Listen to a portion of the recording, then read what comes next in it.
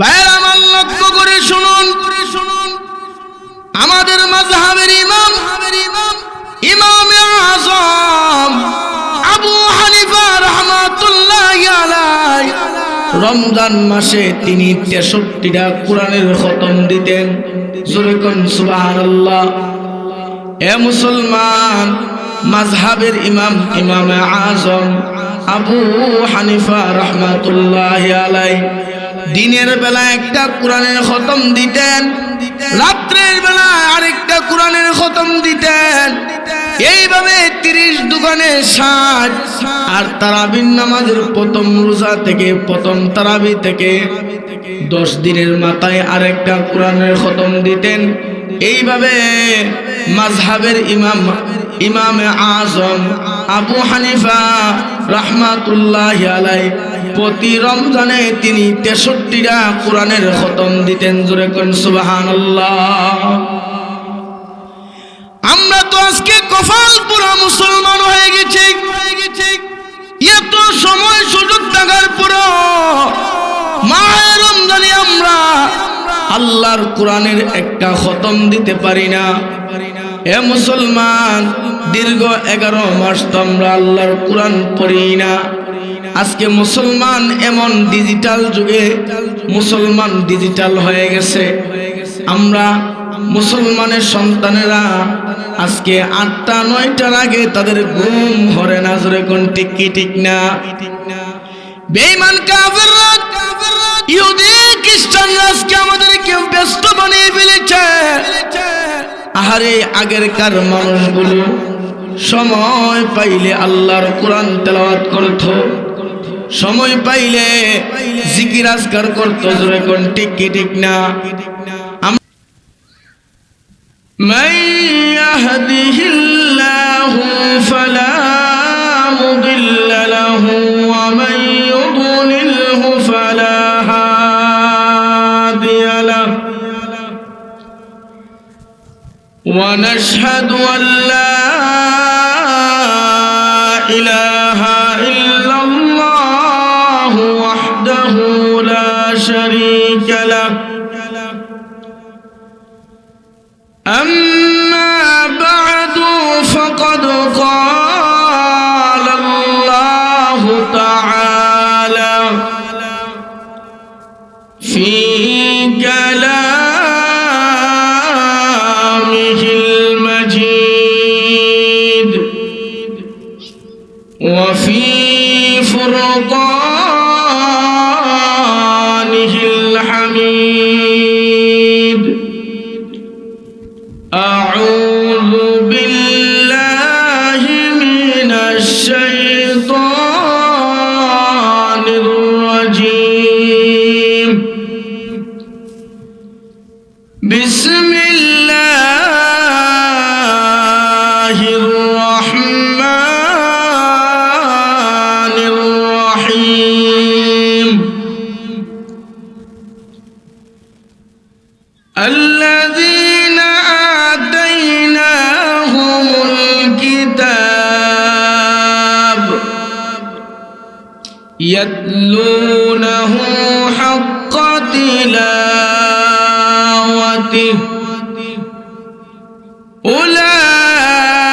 أولئك يؤمنون به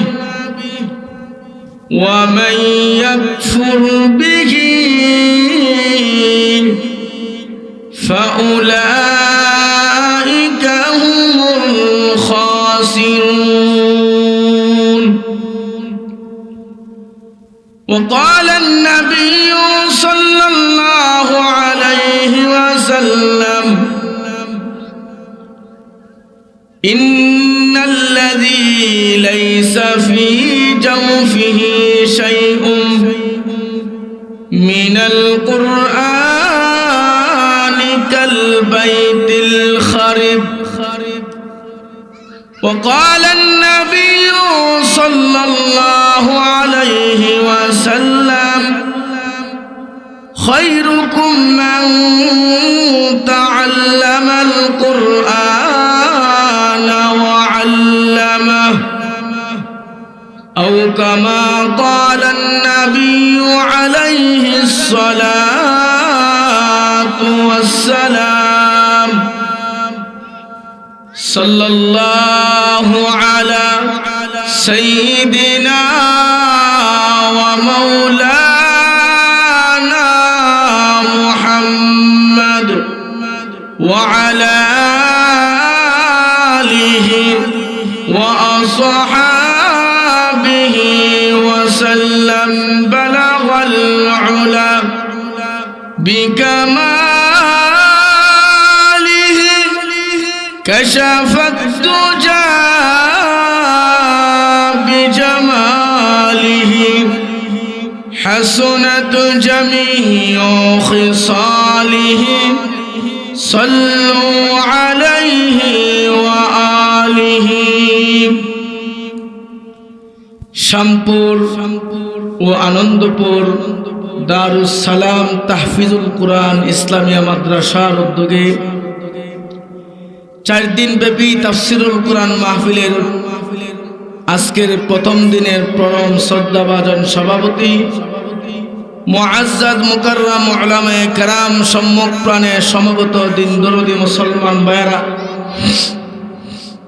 পর্দায় অবস্থানরত আমার অত্যন্ত শ্রদ্ধেয়া মা ও বোনেরা, মহান আল্লাহ পাক রব্বুল আলামিনের দরবারে অসংখ্য গণিত শুকর আদায় করছি, যিনি আমাদেরকে জান্নাতের বাগানে কোরআন সুন্নাহর মজলিসে আসবার বসবার তৌফিক দিয়েছেন।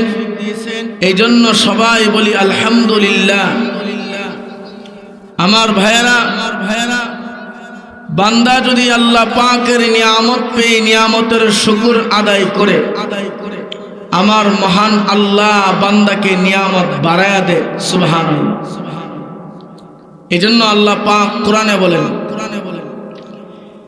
লা ইন শাকারতুম লাযীদান্নাকুম ওয়া লা ইন কাফারতুম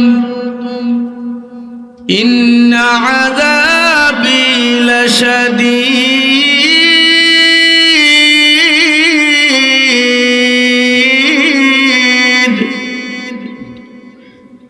এই আয়াতে বলেন বান্দা যদি আল্লাহ পাকের নিয়ামত পেয়ে নিয়ামতের শুকর আদায় করে, আল্লাহ বলেন লাযীদান্নাকুম, আমি আল্লাহ তাআলা এই বান্দাকে বিনিময় প্রতিদান বাড়ায়া দেই। সুবহানাল্লাহ।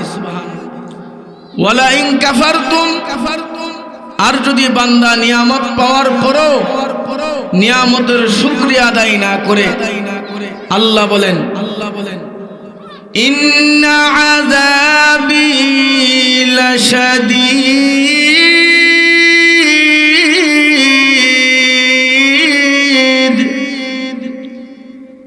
এই আয়াতে মহান আল্লাহ বলেন নিয়ামত পাওয়ার পরও যারা নিয়ামতের শুকরিয়া আদায় করবে না, আল্লাহ বলেন ইন্না আযাবি লাশাদীদ, আমি আল্লাহ তাআলার আযাব বড় অত্যন্ত ভয়ানক আযাব। এই আয়াত থেকে বোঝা গেল আল্লাহর আযাবে পাকড়াও করলে, আল্লাহ যদি আমাদেরকে আযাব দেয়, এই আযাব কেউ সহ্য করতে পারবে না। এজন্য আমার ভাইরা, সৌদি আরবের একজন প্রতাপশালী ব্যক্তি যখন অসুস্থ হয়ে গেল, অসুস্থ হওয়ার পর কিছুদিন সময় তিনি হসপিটালে থাকলেন, অক্সিজেন লাগাইলেন।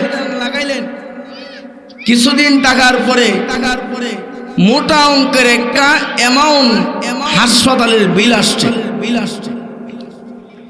এই বিলটা যখন ওনার হাতে দেওয়া হলো, তিনি এই বিল দেখে চোখের পানি ফালায়া কাঁদতেছে। ওনার আত্মীয় স্বজনরা, হাসপাতালের লোকেরা বলতে লাগলো এই সামান্য বিল, সামান্য টাকা তো আপনার জন্য কোনো কিছুই না, আপনার জন্য কোনো ব্যাপারই না, অথচ আপনি কাঁদতেছেন। তখন আল্লাহর বান্দা বলতে লাগলো, আরে আমি তো হাসপাতালের বিলের জন্য কান্দি না, সামান্য কিছুদিন অক্সিজেন লাগানোর কারণে যদি আমার এত মোটা অঙ্কের একটা অ্যামাউন্ট বিল আসে, যে আল্লাহ তাআলা আমাকে অক্সিজেন দিয়েছে, প্রতি সেকেন্ডে শ্বাস নিচ্ছি, বের করছি, ওই আল্লাহ যদি আমার কাছ থেকে বিল নিতেন কি অবস্থা হইতো। সুবহানাল্লাহ। এজন্য আল্লাহ বলেন فَبِأَيِّ آلَاءِ رَبِّكُمَا تُكَذِّبَانِ।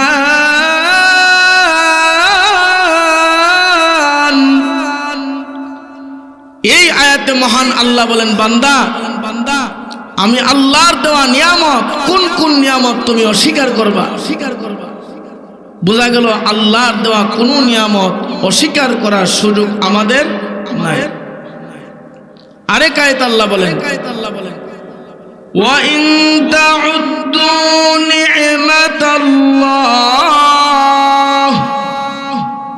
নি'মাতাল্লাহি লা তুহসুহা।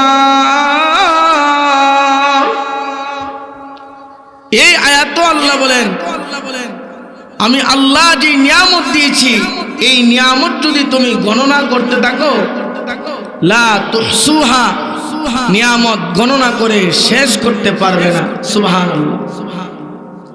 তো আমার ভাইয়েরা, যেই পবিত্র কোরআন আল্লাহ তাআলা আমাদেরকে দিয়েছে, এই কোরআন আজকে মুসলমানের ঘরে আছে, কিন্তু মুসলমানের ঘরে কোরআনের কারিমের তেলাওয়াত নাই। যার কারণে আজকে মুসলমান সমাজের মধ্যে রাষ্ট্রীয়ভাবে, সাংসারিকভাবে কোনো শান্তি আমরা অনুভব করতে পারি না। এজন্য আল্লাহ তাআলা বলেন, উতলু মা উহিয়া ইলাইকা মিনাল কিতাব।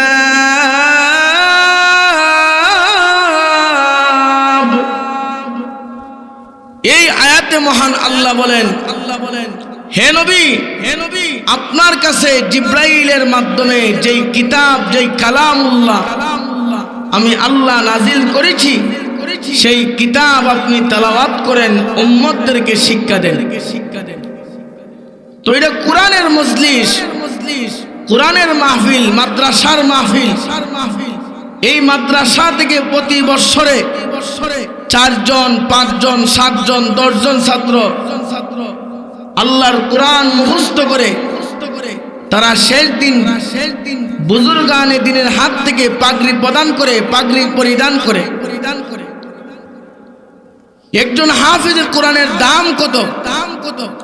আল্লাহ রাসূল সাল্লাল্লাহু আলাইহি ওয়াসাল্লাম বলেন, ইকালু লি সাহিবিল কুরআন ইকরা ওয়ারতাকি ওয়ারাত্তিল কামা কুনতা তুরাত্তিলু ফিদ দুনিয়া ফা ইন্না মানজিলাকা ইনদা আখিরি আয়াতিন তাকরাউহা। এই হাদিসে আল্লাহ রাসূল বলেন, হাসরের ময়দানে হাফেজে কোরআনদেরকে আল্লাহ তাআলা ঘোষণা করবে, তোমরা আজকে হাসরের মাঠে আল্লাহর কোরআন দুনিয়াতে যেমন ভাবে ধীরস্থির ভাবে পড়তা, আজকে তারতিলের সহিত তেলাওয়াত করো, একটা আয়াত তেলাওয়াত করো, একটা তালার মালিক হয়ে যাও। সুবহানাল্লাহ। এইভাবে তেলাওয়াত করতে করতে হাফেজ সাহেবের তেলাওয়াত যেখানে শেষ হবে, হাফেজে কোরআনের বাসস্থান ওইখানে শেষ হবে। জোরে কোন সুবহানাল্লাহ। ভাইয়ের আমার লক্ষ্য করে শুনুন,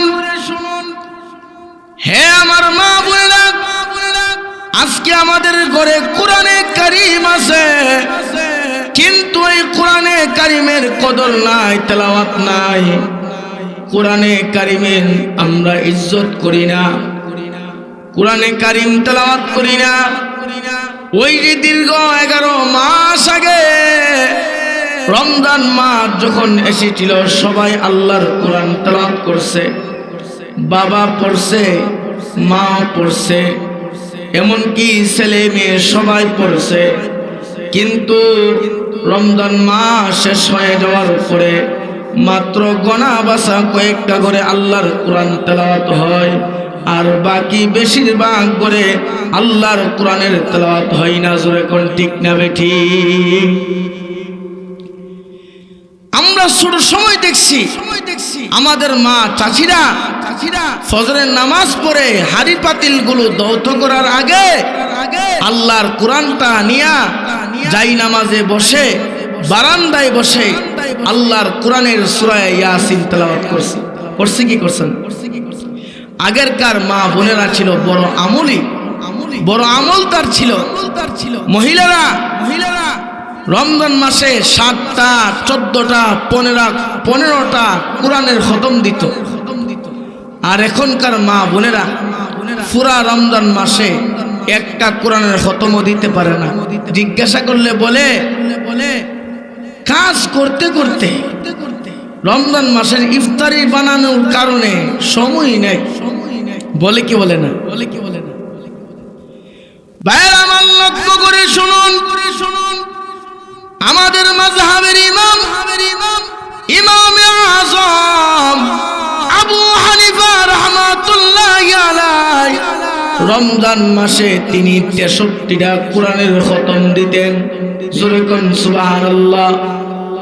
এ মুসলমান, মাযহাবের ইমাম ইমামে আযম আবু হানিফা রাহমাতুল্লাহি আলাইহি দিনের বেলা একটা কোরআনের খতম দিতেন, রাত্রের বেলা আরেকটা কোরআনের খতম দিতেন। এইভাবে 30 দোকানে 60 আর তারাবির নামাজের প্রথম রোজা থেকে প্রথম তারাবি থেকে 10 দিনের মাথায় আরেকটা কোরআনের খতম দিতেন। এইভাবে মাযহাবের ইমামে আযম আবু হানিফা রাহমাতুল্লাহি আলাইহি প্রতি রমজানে তিনি 63টা কোরআনের খতম দিতেন। জোরে কোন সুবহানাল্লাহ। আমরা তো আজকে কপাল পুরা মুসলমান হয়ে গেছি। এত সময় সুযোগ থাকার পরও মাহে রমজানে আমরা আল্লাহর কোরআনের একটা খতম দিতে পারি না। এ মুসলমান, দীর্ঘ 11 মাস তো আমরা আল্লাহর কোরআন পড়ি না। আজকে মুসলমান এমন ডিজিটাল যুগে মুসলমান ডিজিটাল হয়ে গেছে। আমরা মুসলমানের সন্তানেরা আজকে 8টা 9টার আগে তাদের ঘুম হরে না। জোরে কোন ঠিক কি ঠিক না? বেঈমান কাফেররা ইহুদি খ্রিস্টানরা আজকে আমাদেরকে ব্যস্ত বানিয়ে ফেলেছে। আহারে, আগেরকার মানুষগুলো সময় পাইলে আল্লাহর কোরআন তেলাওয়াত করত, সময় পাইলে জিকির আজকার করত। জোরে কোন ঠিক কি ঠিক না? আমরা ছোট সময় দেখছি আমাদের মা চাচিরা সময় পাইলে একটু যদি সময় পাইছে একজন মহিলা আরেকজন মহিলার মাথা থেকে উকুন আনত। এখন কিন্তু উকুন আনার সময় নাই, মহিলারাও ব্যস্ত হয়ে গেছে। মা বোনদেরকে আজকে ব্যস্ত করছে স্টার জলসা, জি বাংলা, কিরণমালা, প্রত্যেকটা ঘরে ঘরে আজকে ইন্টারনেট, প্রত্যেকটা ঘরে ঘরে আজকে ইন্টারনেটের ব্যবস্থা আছে না নাই? ওয়াইফাইয়ের ব্যবস্থা আছে। হয়তো নাটক দেখে আর না হয়তো সিনেমা দেখে। একজন মহিলা যে আরেকজন মহিলার সঙ্গে আড্ডা দিবে এমন সুযোগ এখন নাই। ভাইরা আমার লক্ষ্য করে শুনুন, আগেরকার মা বোনেরা কেমন আমলে ছিল, কেমন নেককার ছিল। হযরতে শাহ ওয়ালিউল্লাহ মুহাদ্দিসি দেহলভী রাহমাতুল্লাহি আলাইহির আম্মা হযরতে শাহ ওয়ালিউল্লাহ, তিনি যখন ওনার মায়ের পেটে এমত অবস্থায় মা প্রতিদিন আল্লাহর কোরআনে কারীম তেলাওয়াত করত। সুবহানাল্লাহ বলেন না? এই মা প্রতিদিন গর্ভের সন্তান নিয়ে কোরআনে কারীমের তেলাওয়াত করে। আমার মা বোনেরা, যেদিন থেকে আপনি গর্ভবতী হয়ে যাবেন, যেদিন থেকে আপনি প্রেগনেন্ট হয়ে যাবেন, ওই দিন থেকে আপনার আমলের বার্তা বাড়ান, আমল বেশি বেশি করে করেন, তাহলে দেখবেন গর্ভের সন্তানরা আল্লাহর ওলি হইয়া দুনিয়াতে জন্মগ্রহণ করবে। সুবহানাল্লাহ। হযরত মুঈনুদ্দিন চিশতি রাহমাতুল্লাহি আলাইহি এমন একজন বুজুর্গ ছিলেন, মঈনুদ্দিন চিশতি রাহমাতুল্লাহি আলাইহি তিনি একদিন ওনার মাকে লক্ষ্য করে বলে, মা গো, ও মা, তোমার সন্তান মঈনুদ্দিনকে দেখে 70 লক্ষ মুসলমান দাড়ি রাখছে, টুপি পরছে, নামাজি হয়েছে। সুবহানাল্লাহ জোরে কন্যা। হে মা, তোমার সন্তান মঈনুদ্দিনকে দেখে 7 লক্ষ হিন্দু কালিমা পড়ে মুসলমান হয়েছে। এই কথা যখন মার কাছে বলতে লাগলেন, মা তখন ডেকে ডেকে বলে, মঈনুদ্দিন রে, তোকে দেখে মুসলমান হবে না, কাকে দেখে মুসলমান হবে? রে মঈনুদ্দিন, তোকে দেখে নামাজি হবে না, কাকে দেখে নামাজি হবে? এই কথা বলার পর মঈনুদ্দিন চিশতি রাহমাতুল্লাহি আলাইহি মাকে লক্ষ্য করে বলে, মা গো, তোমার সন্তান মঈনুদ্দিনকে দেখে এতগুলো লোক মুসলমান হয়েছে, নামাজি হয়েছে। হে মা, এগুলো তো আমার কারণে। মঈনুদ্দিন চিশতির আম্মা তখন মুস্কি হাসি দিয়ে বলে, রে বাবা, তোমার কারণে না, আমি মায়ের কারণে। জোরে করে সুবহানাল্লাহ। মঈনুদ্দিন চিশতি মানতে চাই না। এবার মঈনুদ্দিন চিশতির আম্মা মঈনুদ্দিন চিশতিকে লক্ষ্য করে বলে, রে মঈনুদ্দিন, তুমি যখন আমি মায়ের গর্ভে, ওই দিন থেকে আমি মা বেশি বেশি করে লম্বা সময় আল্লাহর কোরআন তেলাওয়াত করি। জোরে কোন সুবহানাল্লাহ। রে মঈনুদ্দিন, তোমাকে দেখে মুসলমান হবে না, কাকে দেখে হবে? হে মঈনুদ্দিন, মাঘ মাসের প্রচন্ড শীতের রাত্রিতে তুমি যখন দুধের জন্য কান্না করতা, তোমার কান্নার সাথে সাথে আমি মা তোমার দুধ দিতাম না। রে মঈনুদ্দিন, আমি মা ঠান্ডা পানি দিয়া উযু বানায়া তারপরে আমি মায়ের স্তনের দুধ তোমারে পান করাইতাম। জোরে করুন সুবহানাল্লাহ। আচ্ছা বলেন, এমন একটা মহিলা শামপুর আনন্দপুর তুলা রাশি রূপ দিয়া বাড়ি সালাম দিলে এমন একজন মহিলা পাওয়া যাইব যে সন্তান রে দুধ পান করা উযু করিয়া। আরো কইব উযু তো করি না, নামাজ পড়ুন দেখিয়া। শীতের দিনে ঠান্ডা পানি হাতে লাগলে মুখে লাগলে কষ্ট হয়, এই ডরে তো উযুই করি না, আর না হয়তো নামাজই পড়তাম। ঠিক না? ভাইরা আমার লক্ষ্য করে শুনুন, হ্যাঁ আমার মা বোনেরা, গভীর মনোযোগ দিয়ে শুনেন গো মা। সন্তান যখন আপনার পেটে চলে যাবে তখন থেকে আপনি বেশি বেশি করে আমল করবেন। আগে যদি আল্লাহর কোরআন আপনি একবার তেলাওয়াত করতেন, সন্তান গর্ভে যাওয়ার পরে আপনি প্রতিদিন দৈনিক 3 পারা তেলাওয়াত করবেন। আগে যদি 2 রাকাত তাহাজ্জুদের নামাজ পড়তেন, সন্তান পেটে যাওয়ার পর থেকে আপনি 4 রাকাত, 6 রাকাত, 8 রাকাত করে পড়েন। অর্থাৎ আগের তুলনায় 3 গুণ বাড়ায় বাড়ায় নামাজ পড়েন, তাহলে দেখবেন আপনার গর্ভের সন্তানরা হইয়া দুনিয়াতে জন্মগ্রহণ করেছে। সুবহানাল্লাহ। ভাইরা আমার, শুধু তাই নয়, মঈনুদ্দিন চিশতির আম্মা মঈনুদ্দিন চিশতিকে লক্ষ্য করে বলে, রে মঈনুদ্দিন, তোমাকে দেখে নামাজি হবে না, কাকে দেখে নামাজি হবে? মঈনুদ্দিন রে, তোমারে আমি মা আমার পেটে 10 মাস 10 দিন রাখছি।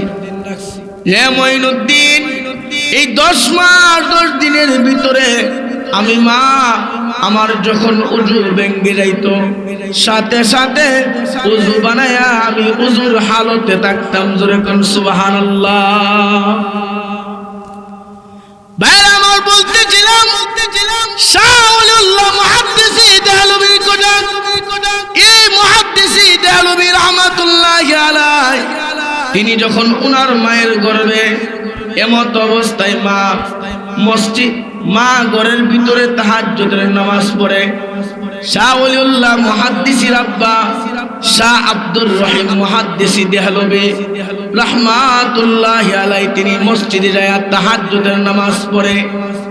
প্রতিদিন দৈনিক স্বামী এবং স্ত্রী তাহাজ্জুদের নামাজ প্রতিদিন পড়ে, এরকম ভাবে কোরআনে কারীমের তেলাওয়াত করে, আল্লাহ আল্লাহ নামের জিকির করে।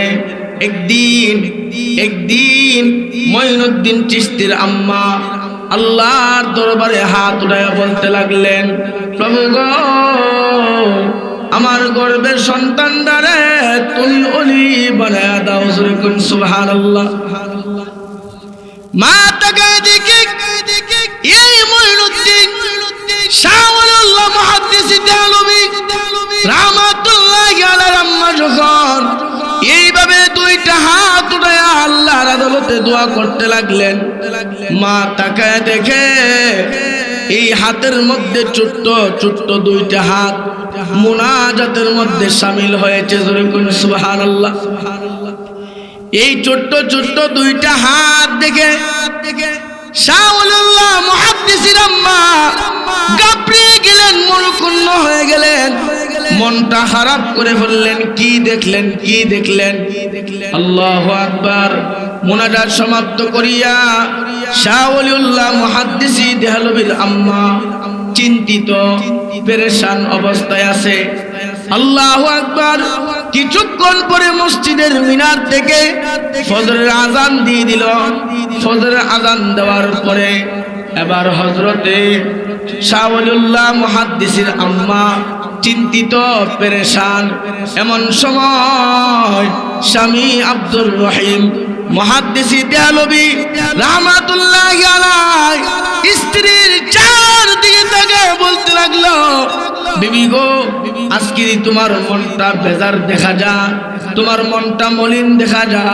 এমন সময় শাহ ওলিউল্লাহ মুহাদ্দিসির আম্মা ডেকে ডেকে বলে, ওগো স্বামী, প্রতিদিন আপনি মসজিদে যাইয়া তাহাজ্জুদের নামাজ আদায় করেন, আর আমি বাড়িতে তাহাজ্জুদের নামাজ আদায় করি।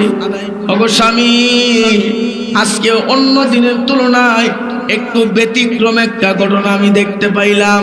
কি দেখতে পাইলাম?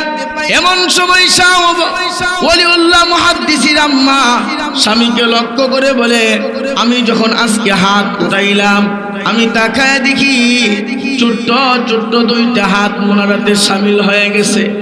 এই হাত দেখে আমি ভয় পেয়ে গেলাম, ঘাবড়ে গেলাম, মনটা খারাপ করে ফেললাম।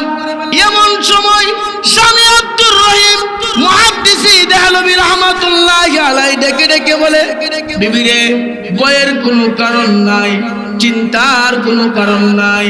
তোমার গর্ভে যে সন্তানটা আছে, এই সন্তানরা ভবিষ্যতে আল্লাহর একজন ওলি হবে। জোরে কোন সুবহানাল্লাহ। রে বিবি, আমার উস্তাদ খাজা কুতুবউদ্দিন বখতিয়ারি কাকি রাহমাতুল্লাহি আলাইহি উনি আমাকে বলেছে, রে আব্দুর রহিম মুহাদ্দিসি দেহলভী, তোমার স্ত্রীর গর্ভে যে সন্তানরা আছে, সন্তানরা ভবিষ্যতে আল্লাহর একজন ওলি হবে। 2 নম্বর হলো, এই সন্তানরা যদি ছেলে সন্তান হয়ে জন্মগ্রহণ করে, তার নাম রাখবা ওয়ালিউল্লাহ। সুবহানাল্লাহ। আজকে তো মুসলমানের সন্তানের এমন এমন নাম রাখে, যেই নামগুলো উচ্চারণ করলে মানুষ সঠিকভাবে বুঝতে পারে না মুসলমান না হিন্দু। ঠিক না বেটি? ঠিক না বেটি? মুসলমানের সন্তানের নাম রাখে সেন্টু, মন্টু, বল্টু, পাখি, ঋতু, বর্ষা। আছে না নাই? আছে না নাই? আছে না নাই? অথচ আল্লাহর হাবিব সাল্লাল্লাহু আলাইহি ওয়াসাল্লাম বলেন, মেশকাতের হাদিস, নবীজি বলেন, আহাব্বুল আসমাই ইলাল্লাহ আব্দুল্লাহ ওয়া আব্দুর রহমান। পুরুষদের নামের মধ্যে সবচাইতে পছন্দনীয় আল্লাহর কাছে 2টা নাম, একটা হলো আব্দুল্লাহ, আরেকটা হলো আব্দুর রহমান। সুবহানাল্লাহ। আজকে মুসলমানের সন্তানের এমন নাম রাখে, যেই নামগুলো উচ্চারণ করলে বোঝা যায় না সে মুসলমান কিনা। এক ছাত্র মনে করেন আপনাদের বাকাইলের প্রাইমারি স্কুল, স্যার বলতেছে কেউ গতকালকে তুমি স্কুলে আসলা না কেন? এই ছাত্র বলতেছে স্যার গো আমাদের বাড়িতে গতকালকে তুফান আসছিল। কি আসছিল? তুফান। স্যার বলতেছে তোমার বাড়ির পাশের বাড়ি আমার বাড়ি, যদি তুফান আয় তাহলে তো আমিও দেখতাম। ও স্যার এই তুফান না তো আমার খালাতো ভাই তুফান আলী আসছিল। জোরে কন্যা না, তাহলে বোঝা গেল আগে মানুষের নাম তুফান আলীও রাখছে না, হাসন আলী, ফিসন আলী এমন নাম রাখছে কি রাখছে? ভাইয়ের আমার লক্ষ্য করে শুনুন, এই জন্য সন্তানের নাম রাখবো হক্কানি উলামায়ে কেরামদেরকে দিয়া। আপনার যদি ছেলে সন্তান হয় এই সন্তানটার জন্য মসজিদের ইমাম সাহেবের কাছে যাবেন, হুজুর আমার ছেলে সন্তান হয়েছে কি নাম রাখবো? কিন্তু নিজে নিজে পণ্ডিতি করে নাম রাখতে দেয়, আছে না নাই? সমাজের মধ্যে কিছু শিক্ষিত ফ্যামিলি আছে, এই শিক্ষিত ফ্যামিলির মানুষগুলো নিজেকে বড় পণ্ডিত মনে করে পণ্ডিতি কইরা নাম রাখছে সন্তানের নাম মাহিন। কোরআন শরীফেও কিন্তু মাহিন আছে, আছে না নাই? কিন্তু মাহিন শব্দের অর্থ হইল অপদার্থ। জোরে কর নাউজুবিল্লাহ। কিন্তু অনেক সন্তানের নাম আছে মাহিন। মাহিন নাম যদিও কোরআন শরীফে আছে কিন্তু এটার অর্থ ভালো না। কোরআন শরীফের মধ্যে তো আবু জেহেলের নামও আছে, ফেরাউনের নামও আছে, নমরুদের নাম আছে, বেদিন বেঈমানদের অনেকের নাম আল্লাহ কোরআনের মধ্যে রেখেছে। ইতিহাস করে কিয়ামত পর্যন্ত যত মানুষ দুনিয়াতে আসবে সবাই যেন তাদের ইতিহাসগুলো পড়ে শিক্ষা গ্রহণ করে। জোরে কোন ঠিক কি ঠিক না? ভাইরা আমার লক্ষ্য করে শুনুন, এই জন্য বলতেছিলাম আমার মা বোনেরা এটা হলো মাদ্রাসার মাহফিল। এই মাদ্রাসার মধ্যে যদি আপনি সম্পর্ক করেন, মাদ্রাসার একটা সন্তানকে যদি আপনি জাগির রাখেন, একটা সন্তানকে যদি আপনি আলেম বানান, হাফেজ কোরআন বানান, আল্লাহু আকবার কি ফজিলত! আল্লাহর নবী বলেন উম্মতরা শুনো, ওয়ালান নাবিয়্যু সাল্লাল্লাহু আলাইহি ওয়াসাল্লাম ইয়াশফাউ ইয়াউমাল কিয়ামাতি সালাস আল আমবিয়া সুম্মাল উলামা সুম্মাশ শুহাদা। আল্লাহর নবী বিশ্ব নবী রাহমাতুল লিল আলামিন বলেন উম্মতরা রে, হাসরের কঠিন মুসিবতের দিনে তিন শ্রেণীর মানুষ আল্লাহর আদালতে সুপারিশ করবে, আর অন্য কোন মানুষ আল্লাহর আদালতে সুপারিশ করার এরকম ভাবে পাবে না, সুপারিশ করতে পাবে না। সুবহানাল্লাহ। হাসরের ময়দানে কোন মেম্বার, চেয়ারম্যান, এমপি, মন্ত্রী, প্রধানমন্ত্রী পর্যন্ত সুপারিশ করতে পারবে না।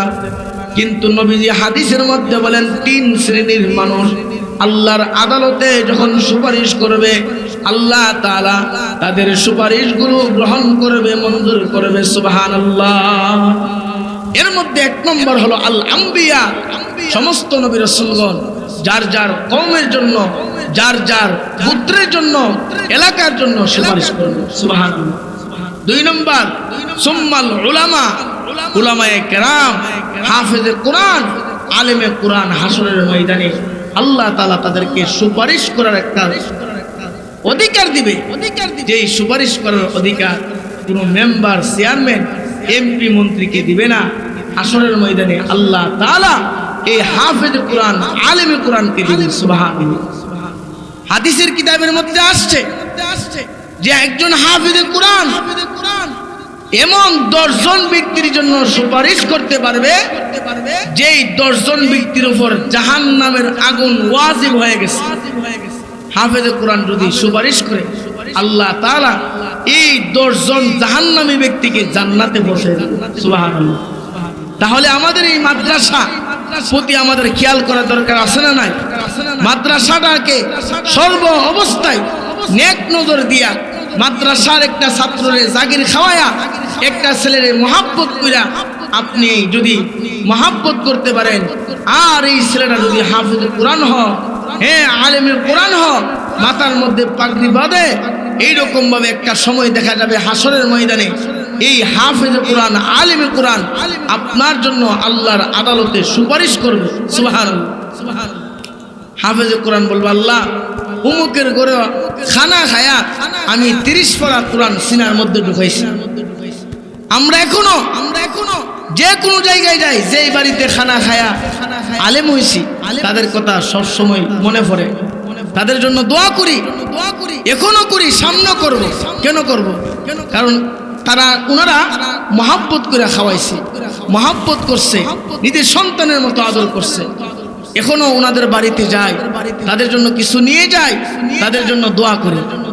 তা আপনারা যদি এই মাদ্রাসার প্রতি নেক নজর দেন, মাদ্রাসাটাকে মহাব্বত করেন, জানে মালে যদি খাডা হাটনি করেন, হাসরের ময়দানে দেখবেন না জাতের ফয়সালা হবে কি হবে না। আল্লাহ রাসূল বলছেন, আল মারউ মা মান আহাব্বা, যার সাথে যার মহাব্বত হবে তার সাথে তার কিয়ামত হবে। দুনিয়ার জমিনে যদি মাদ্রাসার একটা তালিবুল ইলমকে মহাব্বত করেন, এই তালিবুল ইলমের সঙ্গে আপনার হাসর হবে। সুবহানাল্লাহ।